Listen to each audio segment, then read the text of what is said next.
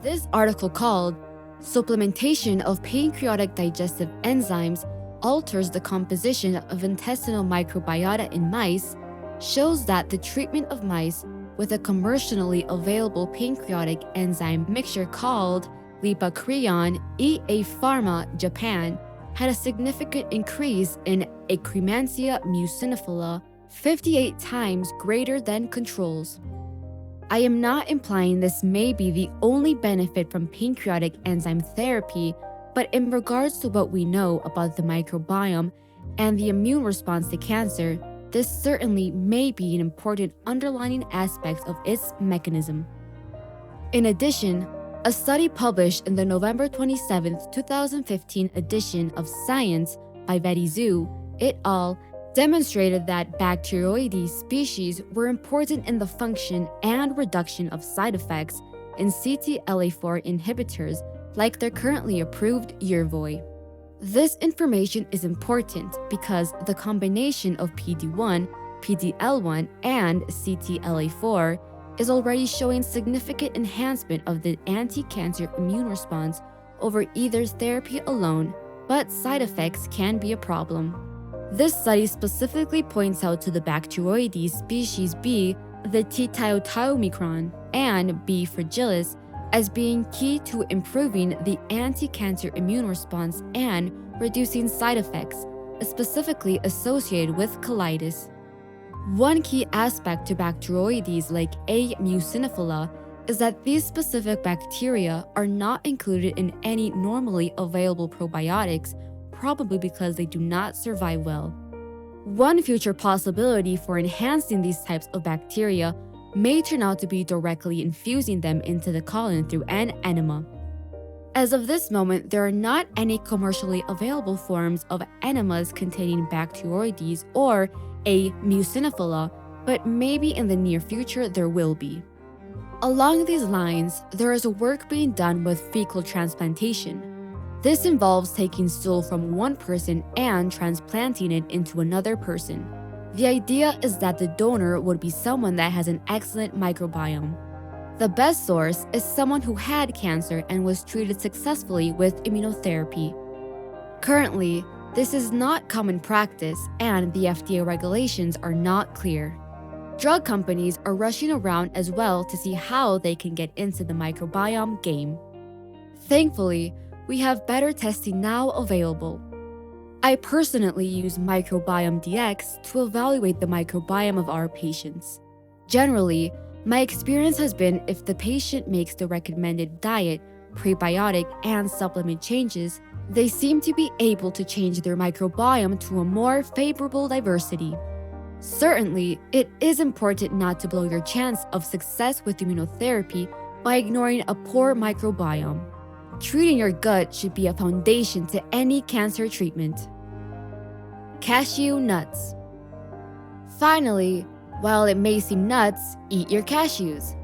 One of the most intriguing areas of research in the field of probiotics and cancer has been the role that anacardic acid plays in activating immune cells. Anacardic acid is an active component found in cashew nutshell extract and the cashew apples. As far back as 1993, while testing the anti-tumor activity of prostaglandin synthetase inhibitors, Kubo et al. Found that the juice from the cashew tree apple had significant anti-tumoral properties against BT20 breast carcinoma cells. Cashew apples are commonly found in Brazil, but rarely available in the United States. The active ingredient in this juice that intrigued the researchers is anacardic acid, which is also found in cashew nut oil, and to a lesser degree, in cashews themselves. Kubel et al.'s findings have been supported as recently as 2016, when Hollins et al. Were researching multi-drug resistant bacterial strains to address antibiotic resistance. In the process, they found that anacardic acid stimulates the production of reactive oxygen species and neutrophil extracellular traps, which in turn kills harmful bacteria and triggers cell death pathways, boosting innate immune defense. In a study of the role immune checkpoint inhibitors play in melanoma, Frankel et al. Found that positive response to immune checkpoint inhibitors were associated with the presence of specific gut bacteria which induced the maturation of T cells and dendritic cells. In the process of conducting the study, however, they were surprised to discover that those who responded best had high levels of anacardic acid. The researchers concluded that anacardic acid activates immune cells. While the research on anacardic acid remains limited and in its infancy, I'm persuaded that increasing anacardic acid in the diet throughout daily consumption of cold-pressed cashew nut oil or organic cashew butter if the oil can't be found cannot hurt and has the potential to play a powerful role in enhancing gut flora and immunity. At the very least, adding a once-a-week serving of cashew nuts may provide a tasty way to boost the immune system and improve gut health. The reason I say once a week is that it is what was reported that the patients were taking in the study. I would be cautious not to overdo the cashew nuts, as they are known to be high in lectins, which can damage the lining of the gastrointestinal tract. There certainly could be a consideration to take anacardic acid supplement, which will help avoid the issues of lectins. I am not sure if any exist, but it is a good thought. Another interesting nutrient is spermidine, which can be found in wheat germ, fermented soy, natto, soybeans, aged cheese, mushrooms, peas, nuts, apples, pears, and broccoli. Studies by Kiekel et al. 2018, AMJ Clean Nutrition indicates that spermidine improves immune surveillance related to cancer. Despite our growing awareness of the role probiotics play in gut health, at this point we do not have a clear understanding of the precise mechanism that enables bacterial flora to enhance the immune response. One reason we do not yet have a more clear understanding of this mechanism is that other variables affect how they work, including genetics and the distinctive microbiotic diversity that each human gut contains. The most likely possibility is that these bacteria produce specific substances that interact with the immune cells of the intestines. It is this interaction that is key to determining if an anti-cancer immune response will be generated. Pharmaceutical companies are already looking to see if specific bacteria species or genetically modified bacteria can be produced to further enhance the immune response. It is almost certain they will produce such bacteria.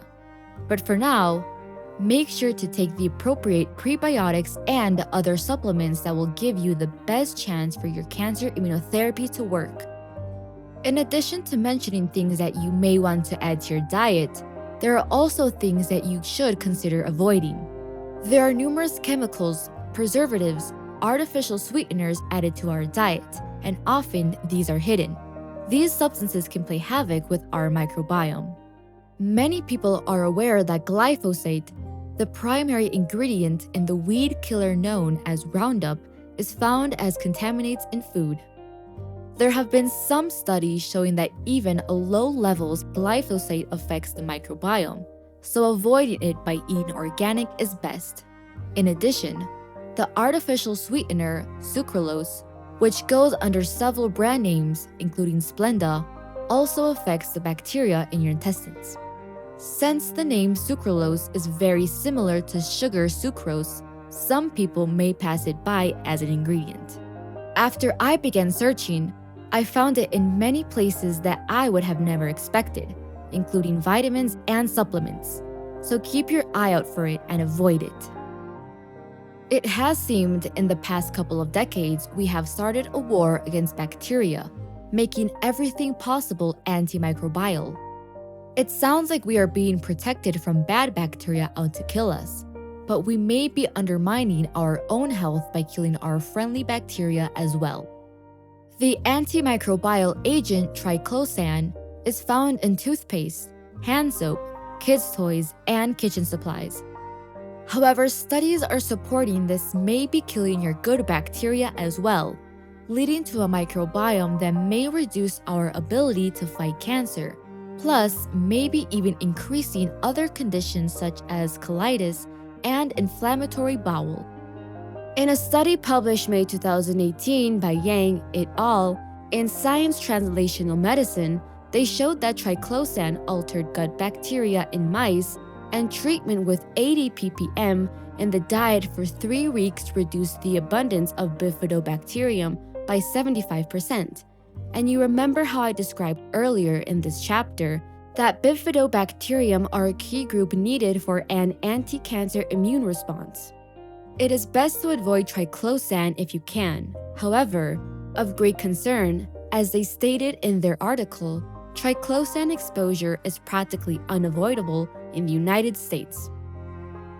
As you can see, basically anything that can function like an antibiotic in the intestines will affect the microbiome. Though things like glyphosate, sucralose, and triclosan are not antibiotics per se, they do act like them when ingested. Controversy of probiotics.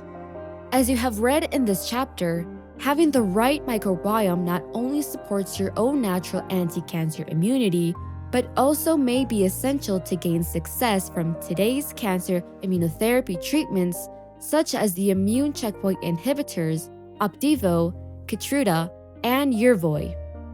One aspect that I would like to emphasize here is that you should not rely on any of these prebiotic and probiotics alone to treat your cancer. Once cancer has developed, it has a good defense network, and only in a rare minority of cases would these changes alone make the difference to trigger an anti-cancer immune response by itself. It does happen, but when you hear stories about a patient being cured with diet and/or supplements, it probably means in that patient their immune system was primed and just needed a little push. Though possible, it would be very unlikely that diet and supplements are enough by themselves to result in a cure. They are certainly worth doing, but don't put all your eggs in one basket and delay other treatments.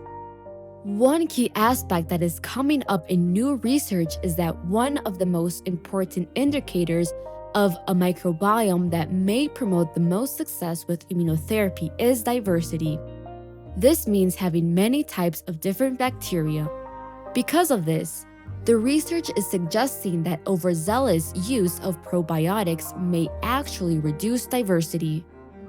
That being said, we recommend using probiotics just 3 to 4 times a week, mainly focusing on the additional supplementation of Bifido, Breve, and Longum. Just enough to provide some extra, but hopefully not reduce the diversity. If you take too much of specific probiotics, you may reduce your diversity to favor more of the bacteria in the probiotics. Also, some studies suggest that with bifidobacterium, it is not necessary to increase the colonization of the bacteria in your intestines because the pass-through effect of the bacteria may be just as important. Studies by Wargo show that probiotic supplementation may reduce diversity. She has also shown that microbiome diversity is one of the most important aspects to immunotherapy success.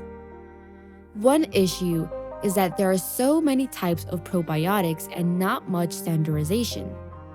This makes accurate research difficult. Keep in mind that certain probiotics may be very useful in treating certain autoimmune conditions and colitis. But in immunotherapy, we are hoping to generate essentially an autoimmune state against the cancer, so those formulations may not be the best in cancer treatment. At the SITC 2018, Jobin presented an animal study showing increased colon tumor growth in the mouse model when using the probiotic VSL number 3. This is a probiotic that does very well for inflammatory diseases of the colon, even preventing transition to cancer. However, as this study suggests, in mice, once the cancer is there, it may increase growth. So again, I advise caution. The new research has certainly caused me to change my position on probiotic use until we have further data, at least in regards to any general probiotics. However, I think supplementation with Bifido, Breve, and Longum remains important. Based on the research by Wargo, the main goal for any patient should be diversity. This is best achieved by a high-fiber diet. In addition, many, et al., published September 11, 2017, an article in Scientific Reports titled Omega-3 Fatty Acids Correlate with Gut Microbiome Diversity and Production of N-carbamyglutamate in Middle-Aged and Elderly Women.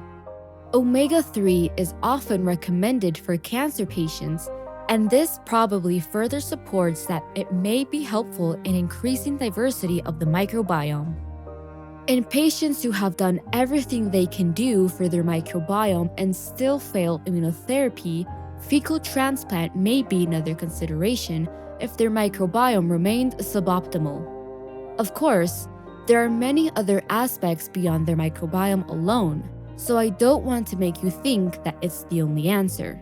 The most important is probably being able to convert a cold tumor into a hot one.